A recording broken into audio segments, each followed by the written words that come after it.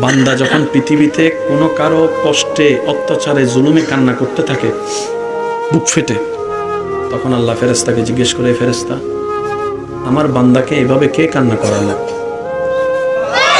একটু বুঝার চেষ্টা করেন, কোন বান্দাকে যখন পৃথিবীতে কেউ কাঁদায় তখন আল্লাহ ফেরেশতাকে জিজ্ঞেস করে, ফেরেশতা আমার বান্দাকে কে কাঁদালো, সেইভাবে কান্না করছে কেন?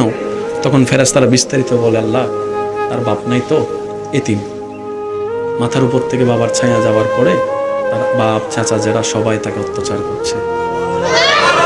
রব বলে যে আমার বান্দার কেউ নাই সেজন্য তাকে জ্বালাচ্ছে। ফেরেশতা তোরা সাক্ষী থাকিস, আজকে থেকে এই বান্দার সাথে আমি আল্লাহ আছি, আমি আল্লাহ আছি। রব বলে যে বান্দা আমি আছি তোর সাথে, আমি আছি তোর সাথে, আমি আছি তোর সাথে।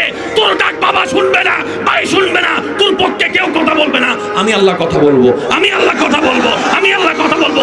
এদিকে বান্দার চোখের পানি পড়ে, মজলুমের অন্তর থেকে আবের হয়, সেটা আল্লাহর দরবারে পৌঁছে যায়, দোয়া কবুল হয়ে যায়।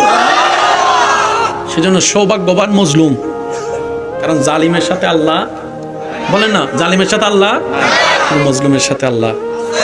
সেজন্য আমি বলি, কেউ যদি জ্বালায় জ্বালাইতে দেন, কেউ যদি গুতায় গুতাইতে দেন, কেউ যদি বদনাম করে দেন না একটু করতে, কেউ যদি নামাতে চায় একটু সময় দেন না নামাতে। কারণ বান্দা যাকে নামায় ওই বান্দার ধৈর্য যদি আল্লাহর পছন্দ হয়, আল্লাহ তখন তাকে তোলে। এবার